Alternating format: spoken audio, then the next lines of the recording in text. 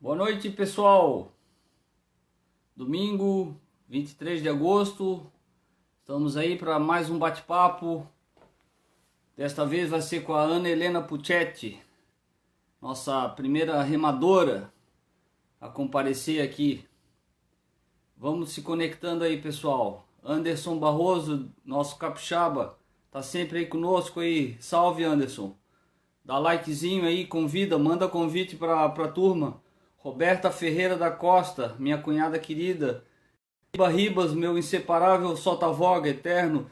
Nino Dégola, grande Nino, foi o cara que ajudou a fazer o contato com a Ana Helena. Muito obrigado pelo contato, Nino. Adorei ler o livro da Ana.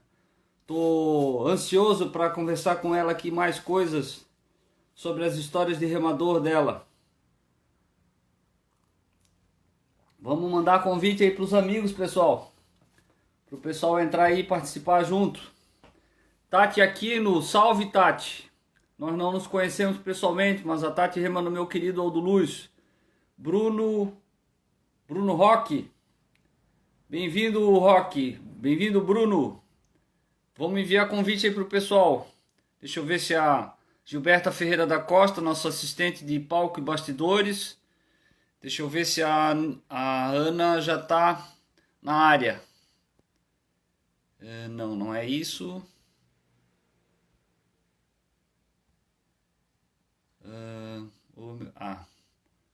Deixa eu ver se a Ana já está por aqui. A Sueli já está, mas a Ana ainda não apareceu. Será que a Ana vai fugir da raia hoje? Acho meio difícil. Vamos ver se a Ana já está aparecendo como opção aqui.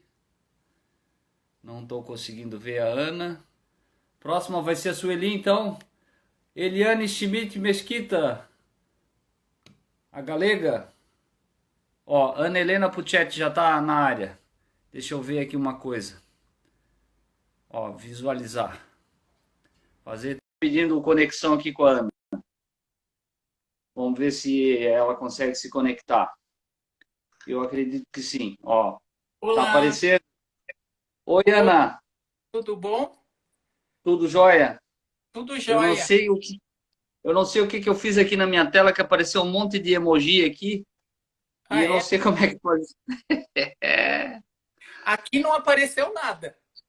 Não, mas é aqui só para mim aqui, porque o pessoal fica mandando comentário e coisas e é bom para mim essas. Opa, mudei a câmera sem querer, desculpem. Ah, mas vamos lá. Daqui a pouco esses negócios vão sumindo. Já Isso. tem bastante gente aí, Ana. Se tu conseguir ler aí o pessoal, Ah, seria bom. minha outra irmãzinha, a Soraya, minha parceira de remo do Corinthians, até agora. A Sussu já entrou? Eu não vi. A Sussu entrou? A Sueli. Sueli, tá, ela tá aí sim. A Sussu, minha parceira, que tem muita história junto com a Sueli, história bem legal.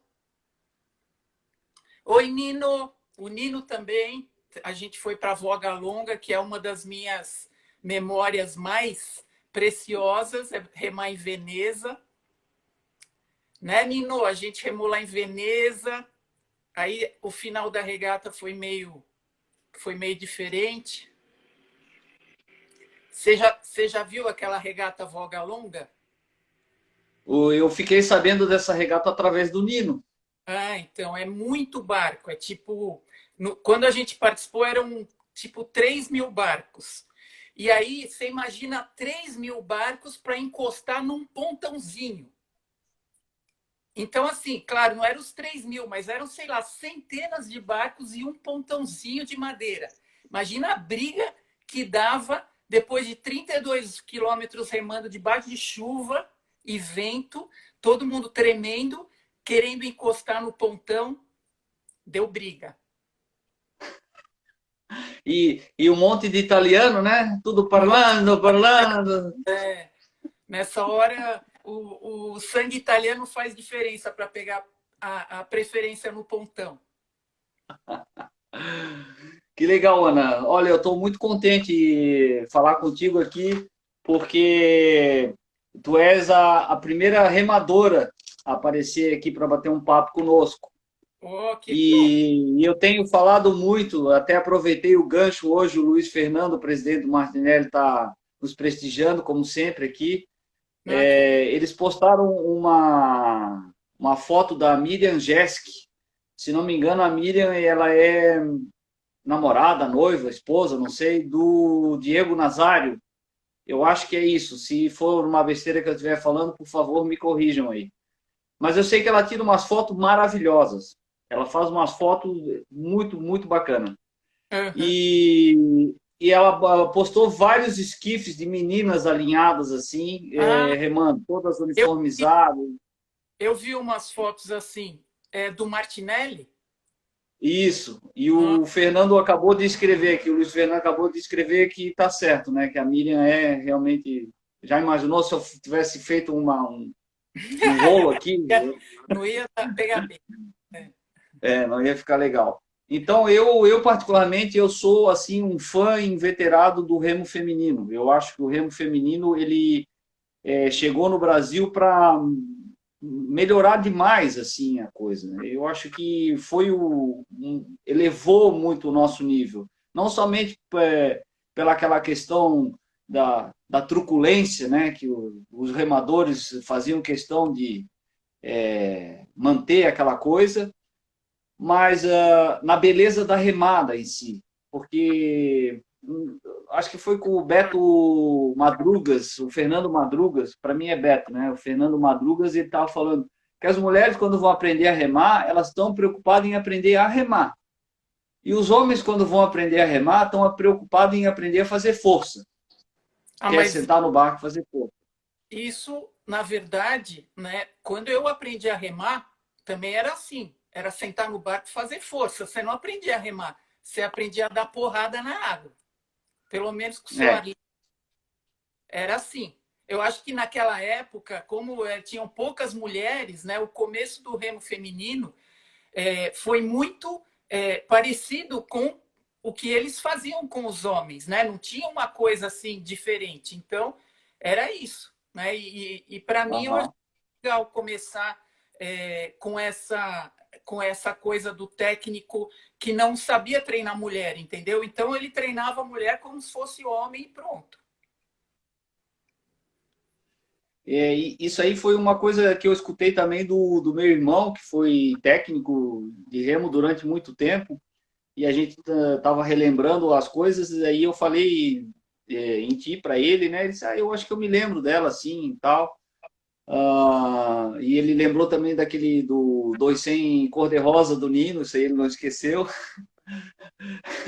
O dois E ainda, né? o Nino fazendo história, né? É. E o meu irmão ele fala muito essa questão assim do remo feminino, né? Então, já que a gente está falando de início, de coisa, eu vou pegar minha cola aqui. Muito obrigado por ter enviado aquele teu livro, aquele teu e-book, que foi um roteiro completo.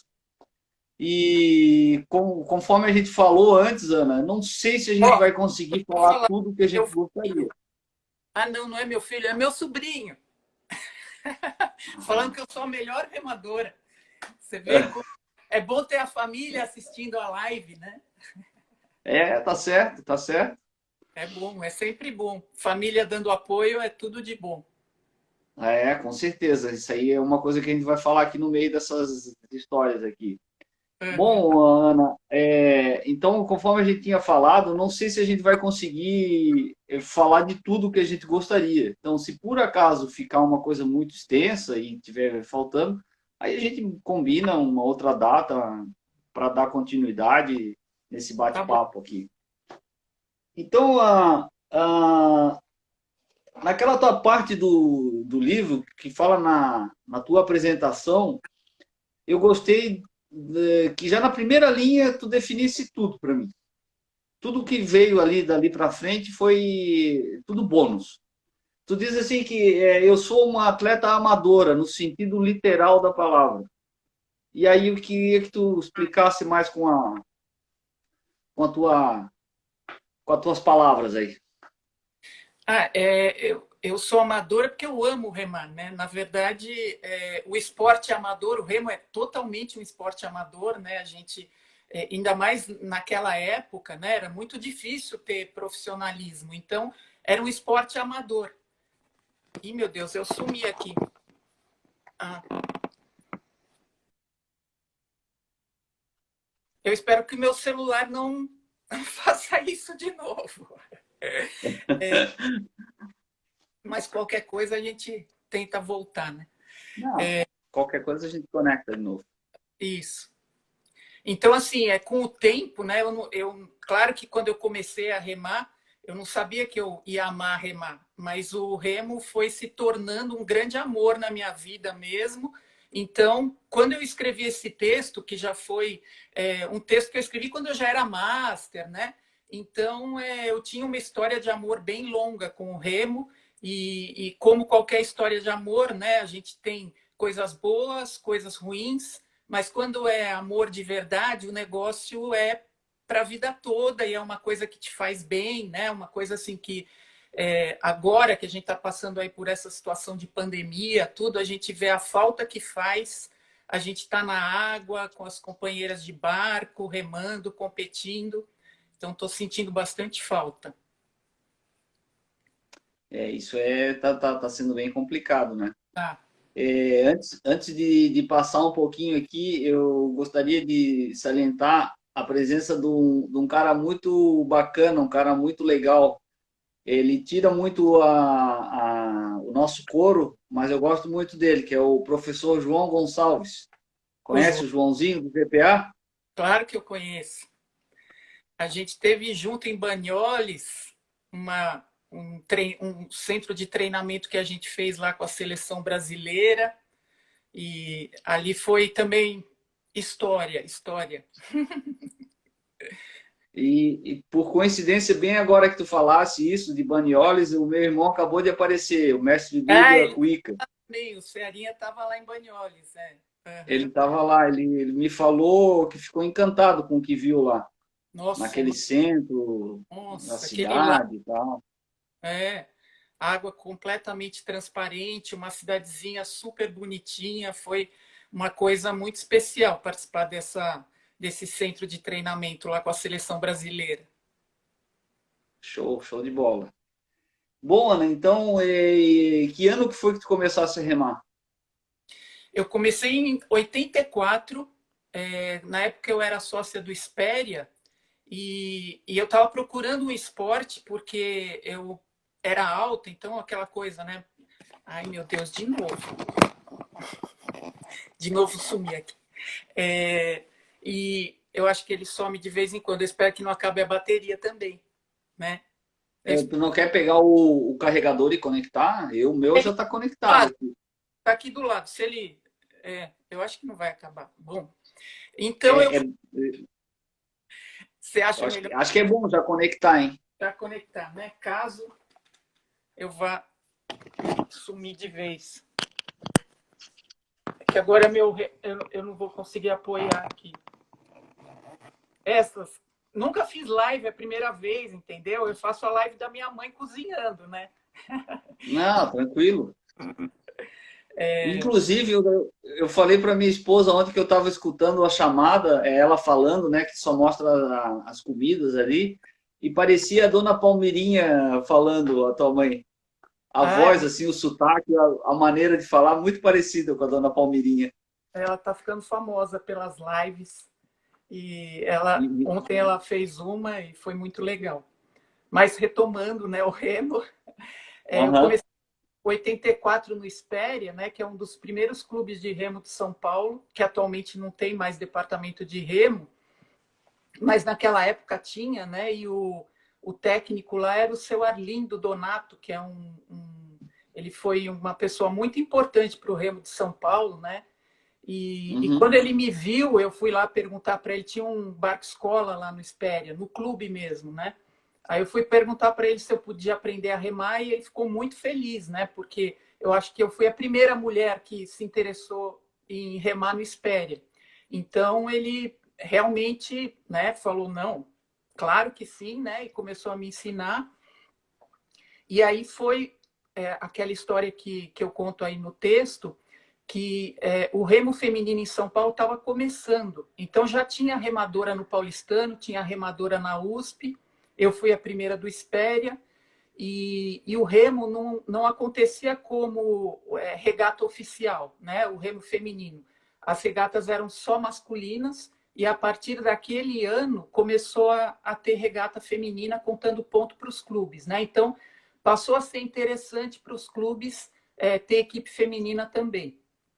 E aí eu competi uma prova num canói, que foi uma prova de estreante, e aí essa prova foi a primeira prova oficial de remo feminino do estado de São Paulo. Então o seu Arlindo ficou muito feliz com isso, porque ele era do Espéria, ele era presidente da federação, eu era do Espéria, então foi legal chegar lá no clube e falar que eu tinha ganho, tudo, né?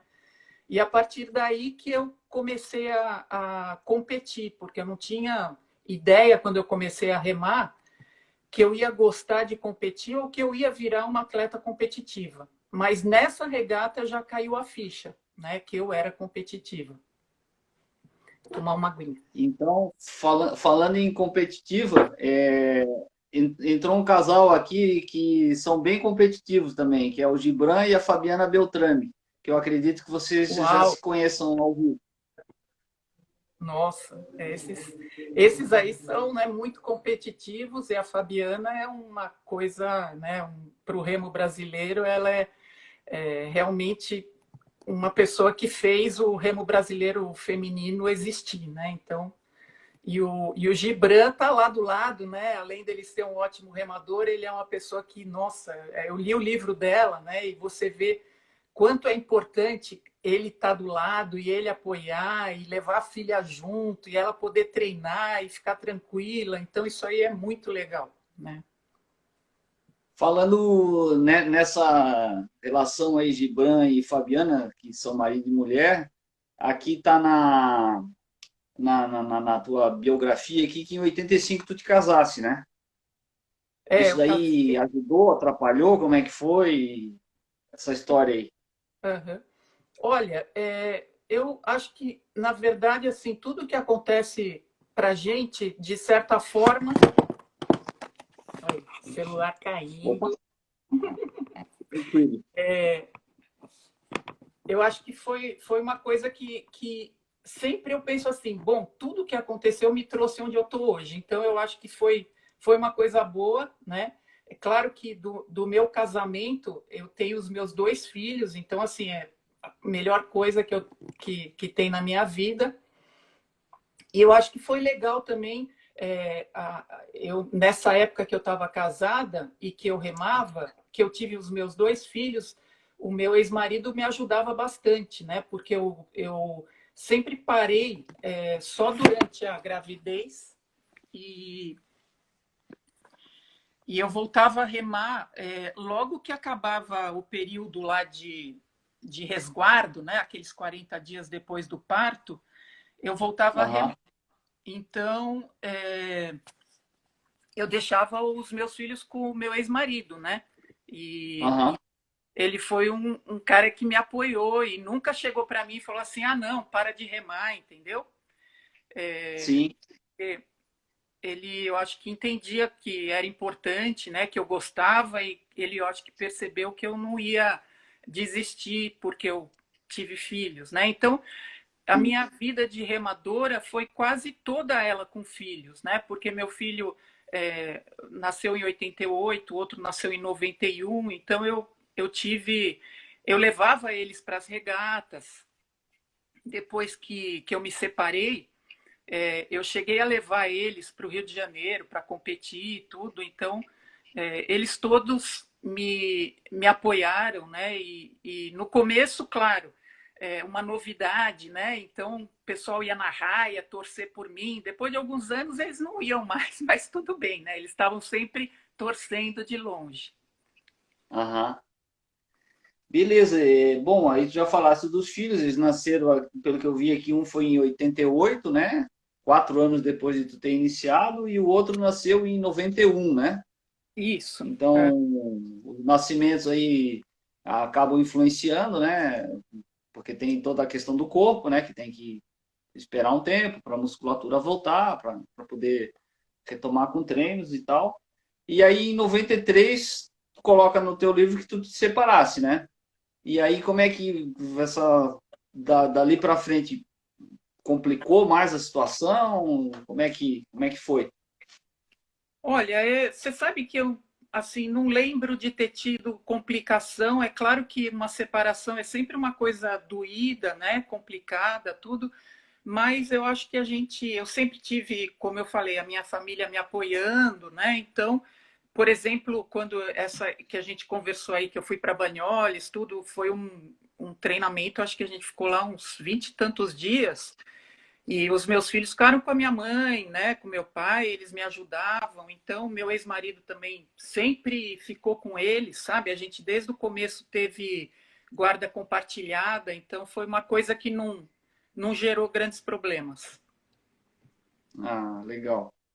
Estou vendo bastante gente aqui comentando. Eu até conectei o notebook aqui, de vez em quando eu viro aqui. Não é falta de respeito, tá? Desculpa aí, é chato Não, eu isso, mas queria é para dizer tentar ler aqui os comentários aqui. Então, estou vendo aqui a uhum. Adriana, está escrevendo Guerreira. O Fernando, o presidente do Martinelli, havia perguntado se tu também tivesse participação na administração da Federação de Remo de São Paulo. Isso daí eu Não, não, é uma coisa que eu não sei. Se não eu fui, chegasse a ter. não, eu fui diretora de remo do Espéria durante alguns Ah, anos. Eu fui diretora de remo do clube, mas eu não participei aham. de federação nenhuma vez. Ô, Ana, no nosso roteiro aqui, a próxima parte seria a questão dos títulos. Mas eu acho que a gente tem que treinar mais um pouquinho, né, para começar a falar de títulos. Ou já vamos falar de títulos agora. Ah, não, Acho que não desmerecendo os teus títulos, mas é porque a quantidade de títulos que tem aqui que eu vi, se a gente for falar de títulos, vão ser o quê? Umas duas lives, mais ou menos. não, então eu Então, acho que acho tem que uns que são mais foi legais, né? legal. É, é, é, eu achei uma coisa legal aqui que eu anotei, é que quando tu terminasse a primeira regata que tu ganhasse, aquela de estreante, que quando tu terminasse, que tu tinha uma sensação de dever cumprido, e nada de euforia. Uhum. Não sei, primeira vitória, mas tu não estava eufórica? Não, Eu queria entender um pouco mais. então, como eu falei, né, eu aprendi muito com o Remo a coisa do autoconhecimento, né, a saber mesmo como que eu funcionava. E nessa regata, como foi a primeira competição que eu participei de Remo na minha vida e que eu nem imaginava que eu ia ser uma atleta competitiva, me deu assim, um insight durante a prova, porque eu comecei a prova muito mal, comecei a prova enforcando, e aí você fica pensando, o que, que eu estou fazendo aqui, né? Mas aí, na hora, baixou na minha cabeça, assim, não, eu estou aqui para remar o melhor possível e para tentar ganhar, eu não estou aqui para passar vergonha, né? Nem para fazer o pior que eu puder, eu estou aqui para fazer o melhor que eu puder. E aí, na hora que eu percebi isso, eu comecei a remar direito, né? E eu ganhei essa prova. Então, na hora que eu ganhei a prova, para mim isso aí era uma coisa, como assim? Eu fiz o que eu tinha que fazer, nem mais nem menos, entendeu? Não tinha nem que ficar. Claro, né? Você fica feliz de ganhar uma prova, tudo, mas eu acho que a prova ela é só o resultado de tudo aquilo que você fez, né? Então, na verdade, eu acho que quando você sabe o que você treinou e sabe o que você é capaz, e aí chega o resultado, é uma coisa que te deixa tranquilo só, né? Mas claro que a gente festeja muito também quando a gente ganha, né? Mas nesse dia foi isso, foi como eu fiz tanta besteira no começo, na hora que acabou eu só falei assim, legal, missão cumprida, entendeu? Eu achei bem importante essa coisa. Aí depois, Tá, tá, tá. Uma dúvida que eu vi aqui numa reportagem, parece ali que tu era estudante de letras. Aí eu estudei na USP letras, eu fiz uma parte da faculdade, depois eu parei. Na época que eu comecei a remar, eu estudava letras na USP. Ah, tá. E aí depois que tu fosse fazer psicologia. Isso, eu estudei psicologia bem depois. Ah, que legal. Meus filhos já Aí depois, sim, teus filhos? Quando eu estudei psicologia, os meus filhos já eram grandes, eu já estava separada, entendeu? Foi bem mais tarde. Ah, É. legal. Bom, aí como é que a coisa foi acontecendo, a evolução foi indo e como é que foram as competições mais duras? Porque primeiro e segundo ano foram competições só nível estadual, ou tu já participaste de algum campeonato brasileiro, alguma coisa assim? Não, já participei de brasileiro porque logo no em 85 eu acho que já teve o brasileiro e não lembro. Eu falei para você que eu sou ruim para datas, Aham. mas 84 primeiro ano, 85 o teu segundo ano já. então, aí eu já comecei a competir no brasileiro também, e fita azul, né? Tudo que tinha para competir, eu participava. Então, no Espéria, né, nessa época, eu acho que só tinha eu, então eu remava muito esquife, passei muitos anos só remando esquife, né? Mas logo em seguida eu fui para o paulistano. Aí eu comecei a ter parceiras para remar, né? Parceiras para remar dupla e tudo. Então eu assim, mas como eu falei para você, não vamos ficar falando de datas, porque eu sou muito ruim para lembrar de data. Não, tranquilo. Não. As datas são só para a gente procurar manter uma cronologia assim para ir evoluindo o raciocínio, né? Mas uma outra coisa que eu achei bacana também foi na segunda regata, né? Que tu fala ali de bicicleta com rodinhas, né? Que aí tu começasse a remar o esquife, né? Ah, é. E a questão do equilíbrio. É. Eu acredito que tem bastante gente aqui que não seja do remo. É um dos grandes motivos da gente tentar fazer esses bate-papo aqui com histórias de remador, né? Para a gente divulgar o esporte para quem não é do remo, né? Então, uma hora tu já falasse ali, que tu saísse e desse uma enforcada, né? Ah, é. Para Foi quem não é do remo, explica o que que é uma enforcada. uma enforcada é quando você coloca o remo na água e ele entra num ângulo que você corre um sério risco de virar o barco, né? Porque ele trava na água e aí para você tirar ele, liberar ele da água, você tem que fazer ali uma ginástica. Isso faz com que você perca tempo precioso, né, numa regata. E eu, nessa regata, eu dei uma enforcada na saída, assim que o pessoal, depois da prova, veio me cumprimentar, falando, nossa, que enforcada, né? Eu falei, mais uma que eu aprendi, né? Se tem uma coisa que eu não quero, é ser reconhecida pelas enforcadas que eu dou na saída, né? Então eu falei, não, tem que treinar a saída até dominar esse negócio, né? E Aham, então, é isso, você vai errando e vai aprendendo com os erros, né? E para mim isso foi muito legal, porque como eu falo nesse texto, né? O que eu fui aprendendo e o que eu fui fazendo na prática por muitos anos, depois quando eu estudei psicologia do esporte, que foi só em 2001 que eu me formei em psicologia do esporte, quer dizer, bem depois, eu percebi que tudo aquilo que eu fazia tinha nome, né? Era uma técnica de psicologia do esporte, né? De treinamento mental, de treinamento psicológico. Então, foi muito legal, assim, perceber como isso era uma coisa que funcionava para mim, e quando você vê que é isso que você deveria fazer mesmo, segundo o, a, o que dizem, né? Os aham.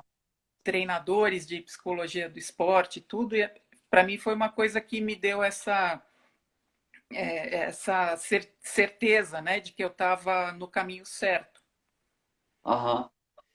E uma coisa que eu já te falei, né? Quando eu li o teu livro, parecia que eu estava escutando o Joel Cardoso, que foi um cara muito importante para mim e para outros amigos aqui que estão assistindo.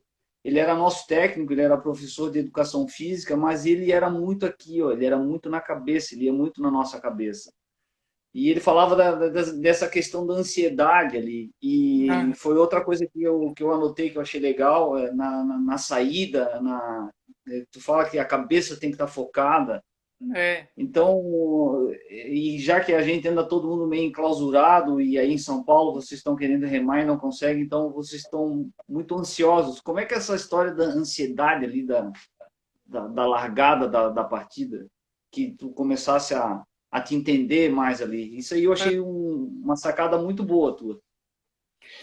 Então, você tem que ter uma certa ansiedade, né? Mas a ansiedade tem que ser a seu favor, não contra. Então, é uma coisa que você começa a dominar com a experiência, claro. Você não vai fazer isso dando duas, três saídas. Você vai fazer isso depois de você dar centenas de saídas e aí você fica cada vez mais eficiente, né?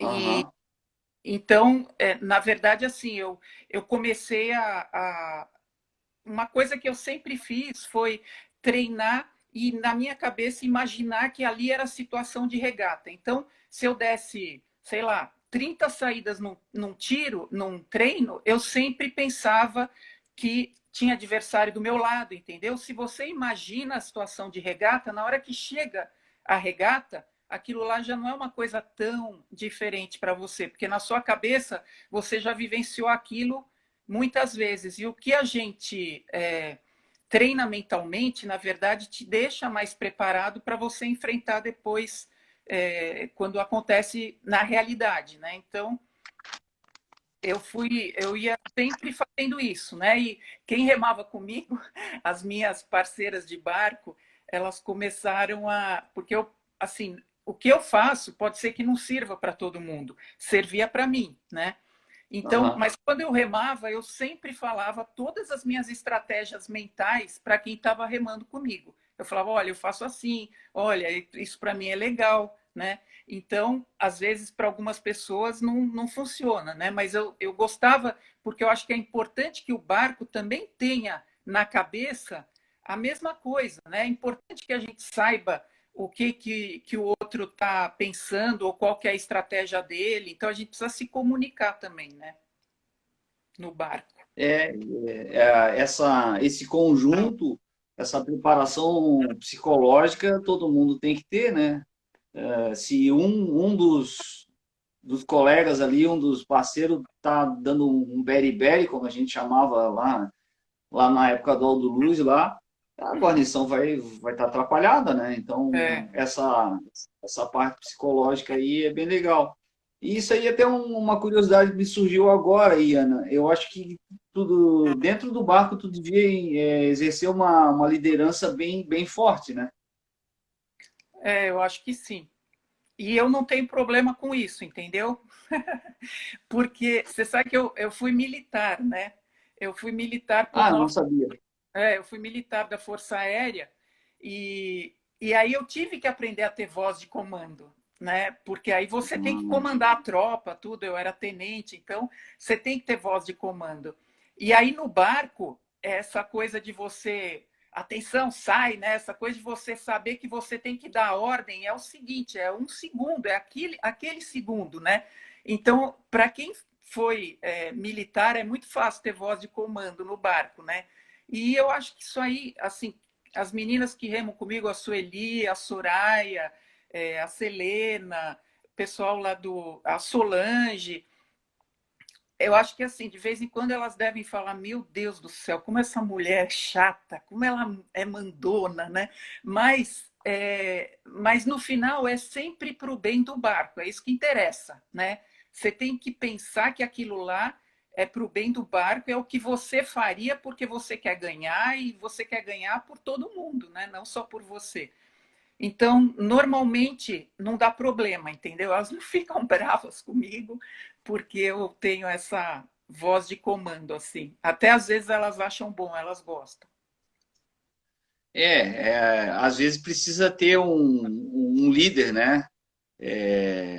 O Ribeiro, que é meu amigão aí, tá toda hora nos acompanhando aí, a gente remava 400 também. Então eu era o proa, então era mais natural que o comando viesse do último de lá. Mas na Aham, verdade o nosso barco eram quatro líderes ali. Cada um exercia uma liderança de uma forma.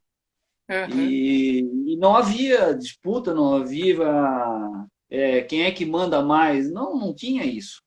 aham. E isso foi uma coisa que eu escutei recentemente com o seu Henrique Schultz, já com quase 70 anos de idade. A gente foi remar um Ford Esquife um dia, e aí ele disse: Ah, pessoal, vamos remando, vamos encaixando a remada, porque a força vem ao natural. Aqui dentro do barco não tem certo, não tem errado.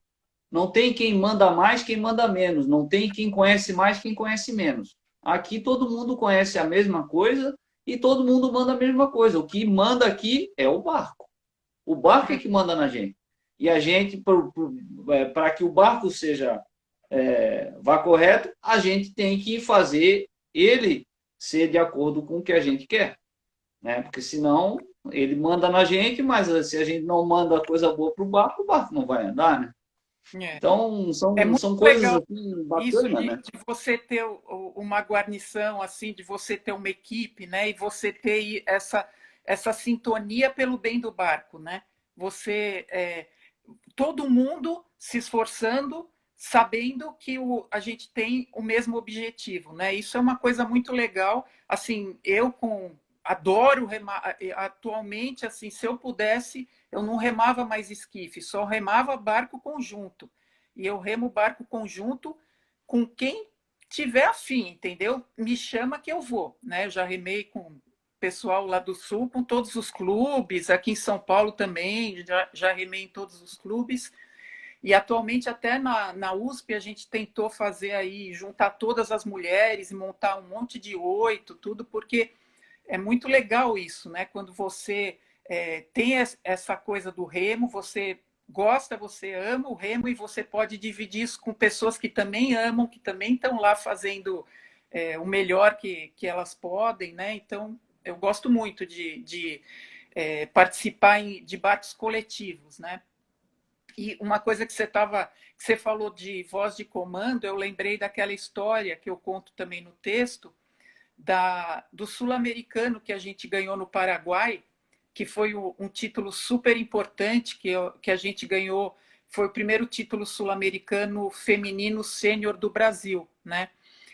A Argentina ganhava tudo naquela época com aquela Maria Julia, que era uma pessoa que foi, né, uma remadora muito destacada, e a gente montou um for para esse campeonato que treinou só, sei lá, 2 dias antes da regata, porque era a Cláudia Alencar, que era do Flamengo, a Renata Gorgin, que eu acho que também era do Flamengo, e eu e a Patrícia Moreno, que éramos do Espéria. Então a gente juntou na hora e seja o que Deus quiser.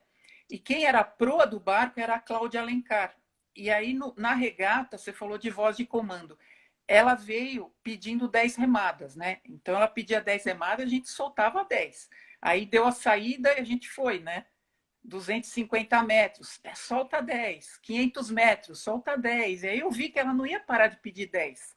Ela foi a prova inteira pedindo 10 remadas e a gente conseguiu soltar 10 remadas direto e no final a gente conseguiu ganhar das argentinas com a Maria Julia na voga, né? Então foi uma coisa muito legal, assim, foi ninguém esperava, todo mundo ficou surpreso. Acho que na época até o presidente da confederação, ninguém esperava que a gente fosse ganhar com um barco catado ali, né, das argentinas, mas a gente ganhou, então foi uma coisa muito legal para a gente. E Bacana, essa, né? não, e essa proa da Cláudia, nossa senhora, foi demais. Ela teve ali o barco na mão, ela pedia 10, a gente soltava 10 e foi embora, entendeu? Foi muito legal. Legal, legal.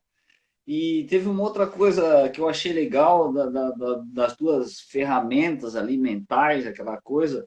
da história da acupuntura, que na semana da regata tu costuma fazer uma sessão de acupuntura, Ah, eu aí tu fazia teve um isso. sonho. Como é que foi aquela história ali? Teve um tigre? Como é que é? Eu achei Ah, muito legal aquela história ali.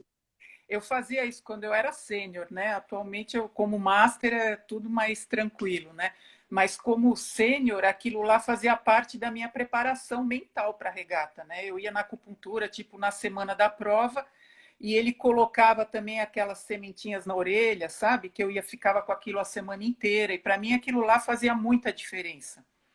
E eu tinha esse acupunturista que era um cara muito. Ele era atleta também. Ele era atleta de uma luta de espada, um negócio assim. E ele gostava de me atender, porque ele sabia que eu era atleta também, né? E aí Aham, eu fui lá antes de uma competição, era uma competição muito importante. E aí ele colocou as agulhas, né? E enquanto eu estava lá deitada esperando ficar lá tipo meia hora, né, com as agulhas, durante isso eu dei uma apagadinha e eu sonhei com um tigre, que um tigre estava ali, tinha uma cerca, eu estava de um lado, o tigre estava do outro, mas era um tigre que não me dava medo, entendeu? Era como se o tigre e eu tivessem totalmente conectado, né? E aí, quando ele veio para tirar as agulhas, ele veio, tirou as agulhas, chegou para mim e falou assim: Você vai ter regata, né? O tigre vai te ajudar. Aí, quando ele falou isso, eu falei assim: como assim o tigre vai me ajudar? Eu não contei para ele que eu sonhei com o tigre agora, né? Então, assim, isso para mim foi, sabe, eu já acreditava na acupuntura. Aí depois dessa, sabe, aquela coisa de sincronicidade, né? Você tem que. E aí, logo depois disso, eu fui treinar e naquele dia eu sentei no barco e olhei ali no Fincapé, tinha um adesivinho que era um tigre porque o meu barco era tigre. Então, assim, eu nunca tinha reparado que o barco era tigre, mas aí o tigre apareceu tantas vezes ali naquela, e aí eu falei, nossa, o tigre vai me ajudar, né? Então, eu tinha umas frases que eu usava que eram frases que me davam força, né? Que eram frases que me apoiavam, porque você tem que cuidar muito do seu diálogo interno, né? E aham. aí eu comecei a usar essa frase. Na hora da prova, na hora do vamos ver, o tigre vai me ajudar, entendeu? E aí o tigre me ajudava. Então, foi uma das coisas que foi para minha caixa de ferramentas, né? Eu usava é, algumas, que nem aquela história também que eu fazia aquelas regatas motorizadas, né? Com os meus filhos ali do lado da raia, que eu antes da prova, eu gostava de passar ali na marginal e aí eu imitava a regata dirigindo o meu carro, né? Naquela época acho que era um Fusca, e os meus dois filhos, sei lá, deviam ter uns 4, 5 anos, e aí eu falava, mamãe vai fazer a regata agora, né? E aí vai lá, atenção, sai. E aí eu ia narrando para eles o que ia passando pela minha cabeça durante toda aquela prova, na época, 2.000 metros, né? E eu tinha uma estratégia sempre de que eu saía forte, e aí eu tentava sair bem, mas assim, eu não me preocupava muito com os primeiros 1.000 metros. Porque nos segundos 1.000 metros eu tinha certeza absoluta que eu ia buscar. Então, quando dava 1.000 metros, eu falava, agora eu saio de novo, entendeu? Então, para mim, era uma coisa tão já incorporada que o meu corpo respondia como se tivesse começado nos 1.000 metros. Então, assim, eu acho que a grande maioria das provas que eu ganhei, eu não estava na frente nos primeiros 1.000 metros. Eu estava na frente depois, assim, normalmente depois dos 250 finais, né? Então, assim, eu fui adquirindo essa consistência, sabe? Que eu sabia que eu podia, né? Que é uma coisa muito legal. Com o tempo você vai tendo essa autoeficácia, né? Que vai além da confiança. Você sabe que você é capaz. Então, você vai lá e isso não te assusta mais você estar atrás nos 1.000 metros, porque você sabe que você vai buscar. Então eu ia buscar e aí eu usava qualquer negócio que eu pudesse, né? Tipo, vai lá, o tigre vai te ajudar. Tinha uma Um amigo meu uma vez falou: Nossa, você rema, parece que você vai, que alguém pegou seu filho, sequestrou seu filho, você vai estar indo salvar seu filho. Aí de vez em quando eu pensava isso: eu preciso salvar meu filho. E qualquer coisa que desse combustível para dar aquela, sabe, aquele sprint final lá nos últimos 250. Então, foi legal. Então, isso que eu falo, né? Como o esporte foi trazendo esse autoconhecimento, né? E aí você vai sabendo o que você é de verdade, né? Eu acho isso muito legal. E é uma coisa que eu nunca teria descoberto de outra forma, a não ser me colocando nessa situação de competição, né? Então, foi uma coisa que o Remo trouxe aí para a minha vida. E tanto que hoje eu sou master, mas eu ainda gosto de competir, né? Então eu não gosto só de ser master e ficar lá treinando, não, eu gosto de ir para a regata e de ter objetivo e continuo agora, né? Sendo master, assim, aquela coisa que é muito mais você decide o que você vai fazer, você decide a regata que você vai, que prova você vai correr, mas com aquela mesma vontade que a gente sempre teve, né? Como sênior, tudo. E eu acho que isso eu devo muito aos técnicos que eu tive.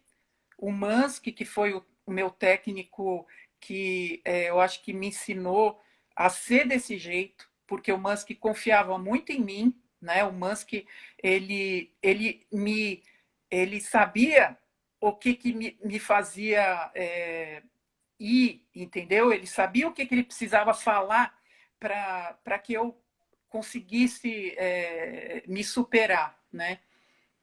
Então ele estava sempre ali nos treinos, tudo. Ele olhava para minha cara, né? E ele sabia exatamente o que ele tinha que falar naquele momento, sabe que você já está, né? Que você acha que você não vai mais aguentar.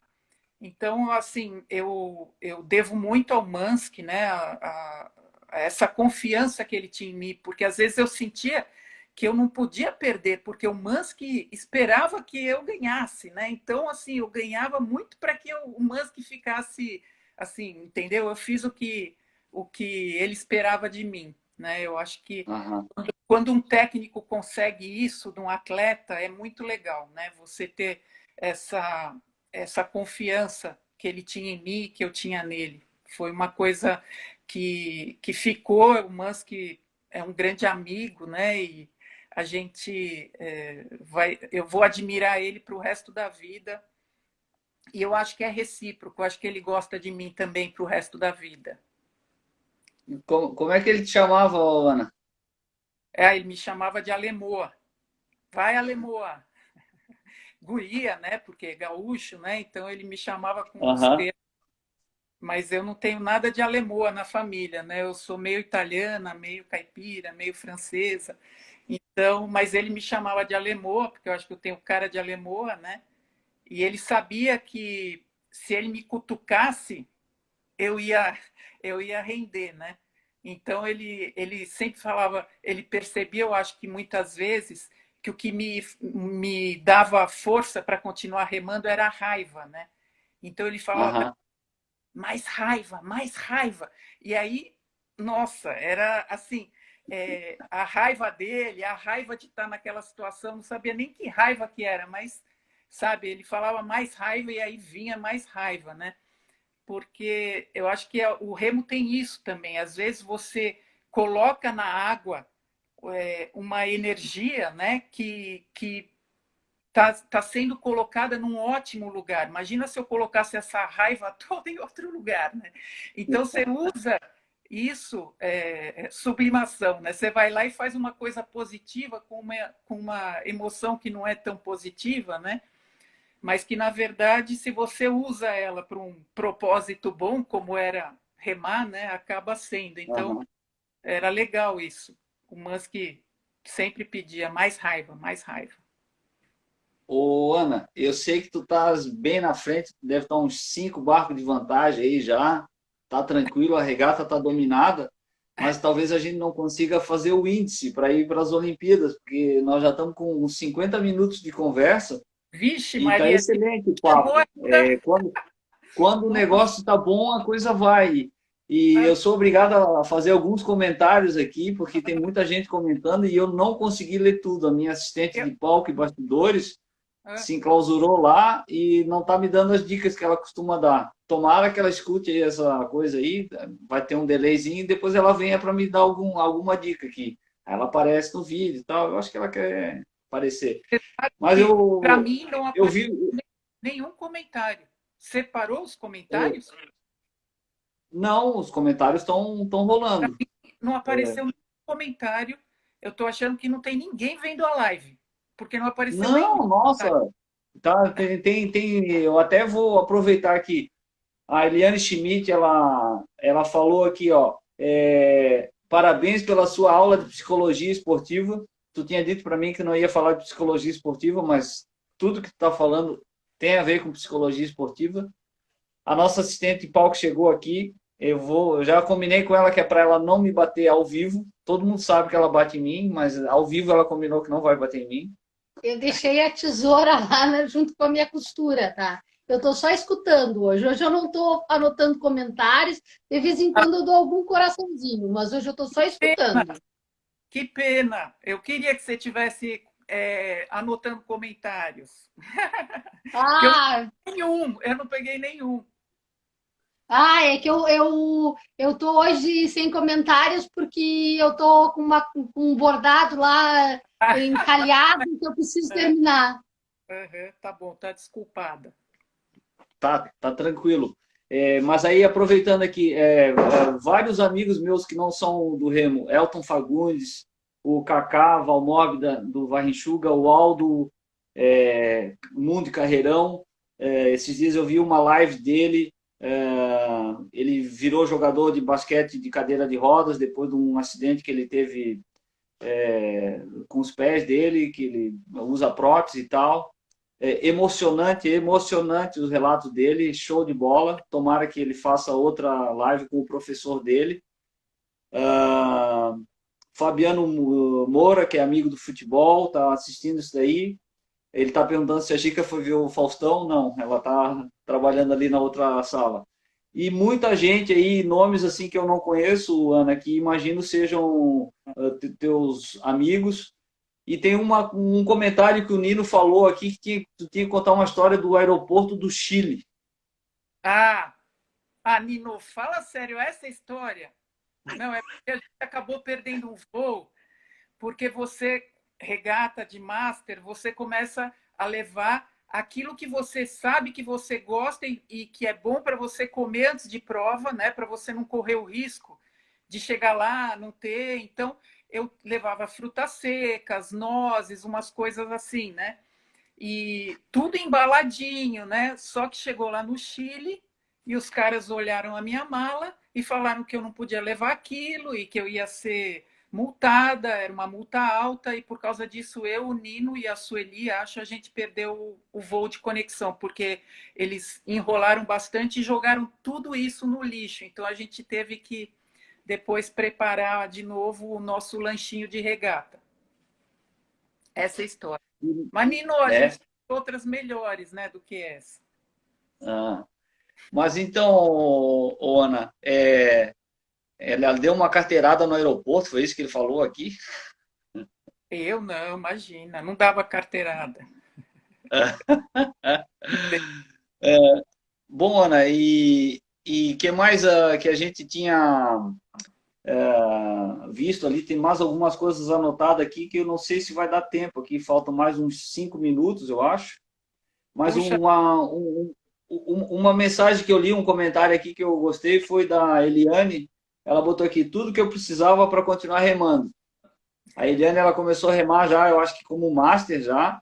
O marido dela remava comigo na nossa época e a Eliane, eu acho que começou a remar faz uns 20 anos, eu acho. 30 anos, não sei. E eu vi ela remando um esquife aqui no Campeonato Sul-Americano que teve em 2015, lembra? Na Ilha do Pavão, aqui no União, o Sul-Americano de Master. Imagino que tu deva ter remado aqui, né? E remei, eu vi remei. ela remar uma prova de esquife aqui. De repente ela remou contra ti, por isso que ela não conseguiu se dar bem. Ah, não, mas Master é, a gente rema contra, a gente rema junto. Master é muito legal, né? Eu acho tão legal isso, a gente poder continuar no esporte que a gente ama por tanto tempo, né? A gente vê nos mundiais pessoas com 70, 80 anos, né, que continuam remando. Então, eu espero que eu possa continuar enquanto der, eu pretendo continuar e eu pretendo que as minhas parceiras, a Sussu, a Soraya, a Solange, também continuem, porque eu não gosto de remar sozinha, não. Esquife eu evito, entendeu? Eu prefiro agora tudo que for 400, 4 com, 200, duble, 8, eu tô dentro. Esquife, eu remei muito esquife quando eu era sênior, agora assim, só por obrigação mesmo. E nós já vamos falar isso aqui, mas vamos aproveitar a dica. Fala. Porque vocês não encerram, dão 5 minutinhos e reconectam e fazem mais uns 15, 20 minutos. Tem essa sugestão aí, ô, Ana. De repente a gente encerra e dá continuidade. Eu só espero mais uns 5 minutos e a gente reconecta. Não sei se o pessoal que está assistindo gostaria que fosse assim. Aí Eu, fica aí aberta aí a eu não votação aí. não estou vendo nenhum comentário. Então, eu peço desculpa se alguém falou alguma coisa comigo, né, nos comentários, porque aqui no meu celular não está aparecendo nenhum comentário. Então, para os meus amigos, né, que prestigiaram aí, eu não consegui ler nada. Eu gostaria de ter falado com todos, né, mas não aparece aqui. Travou numa pessoa, não sei o que, Lucena entrou e aí não aparece mais nada. Mas, Ah, gente, é, eu nem contei assim as coisas legais mesmo, né? Começam depois disso. Então, assim, realmente eu acho que as histórias mais legais estão mais para frente. Então, é, foi uma live muito focada mais nessa coisa do começo, né? Mas eu acho que isso é muito legal, porque as pessoas, quando começam, às vezes elas passam por essas dificuldades, né? De achar que é difícil, tudo, mas é tudo uma questão de persistência, né? De disciplina.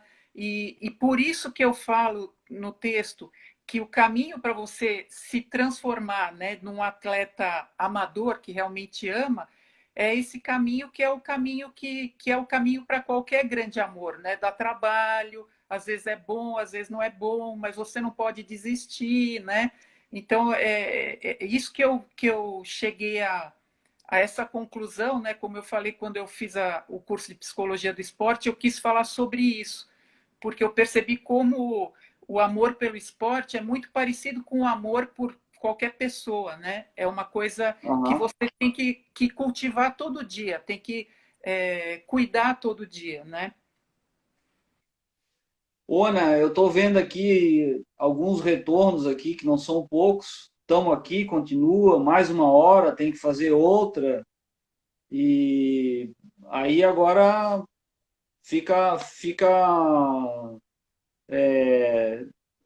a ideia aí, o que que tu acha? De repente a gente marca um outro dia para não se estender demais.